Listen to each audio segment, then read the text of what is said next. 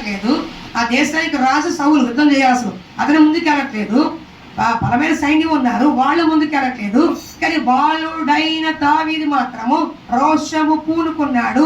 దేవుని తిరస్కరిస్తాడా, దేవుని తిడతాడని చెప్పి రోషము పూనుకొని వాడితో యుద్ధం చేయడానికి పూనుకున్నాడు. ఎవరిని బట్టి? దేవుని బట్టి. అర్థమవుతుందా? వాళ్ళు ఎవరు చేయలేదు, వాళ్ళెవరు కూడా ముందుకు రావట్లేదు. కానీ ఒక దావీదు మాత్రం ముందుకు ఎందుకు వచ్చాడు?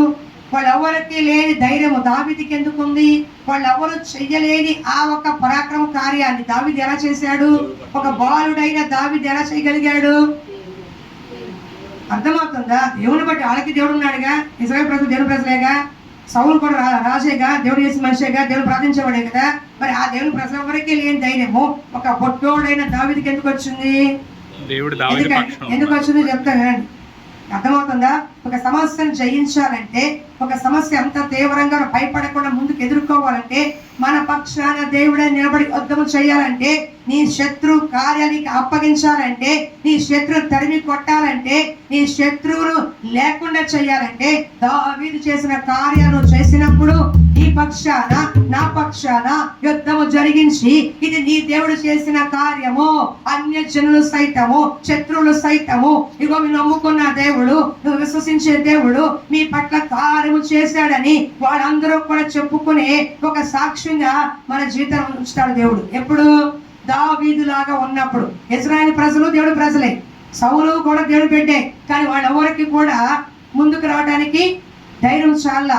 కానీ దావీదు ధైర్యముగా ముందుకొచ్చాడు, భయపడకుండా ముందుకొచ్చాడు, రోషము కలిగి ముందుకొచ్చాడు, దేవుని విశ్వాసంతో ముందుకొచ్చాడు. కాబట్టి గొప్ప గొల్లియాతను చూడలేదు, గొల్లియాతు కంటే నా దేవుడు గొప్పడని చూశాడు. సమస్యను చూసినంత కాలము, శ్రమను చూసినంత కాలము, నీ అప్పు చూసినంత కాలము నీకు కుంగిపోతావు, బలహీనపడిపోతావు, భయపడిపోతావు. కానీ ఎప్పుడైతే దానికంటే నా దేవుడు గొప్పవాడని, ఈ సమస్య కంటే, ఈ అప్పు కంటే, నేను పడుతున్న శ్రమ కంటే, అవమానం కంటే, నింద కంటే నా దేవుడు గొప్పవాడు, తప్పకుండా నా జీవితంలో జయము అనుగ్రహిస్తాడు. ఈ గొల్లియాతు లాంటి వాడు, ఈ సున్నతి లేని ఫిలిష్తీయుడు ఎంతటి వాడు అని రోషము కలిగి నిలబడితే, నీ పక్షాన్ని యుద్ధము జరిగించి దేవుడే నీకు గొప్ప కార్యం జరిగించి ఆ ఒక్క సమస్యలో నుంచి ఒక గొప్ప పరిష్కారం చూపిస్తాడు.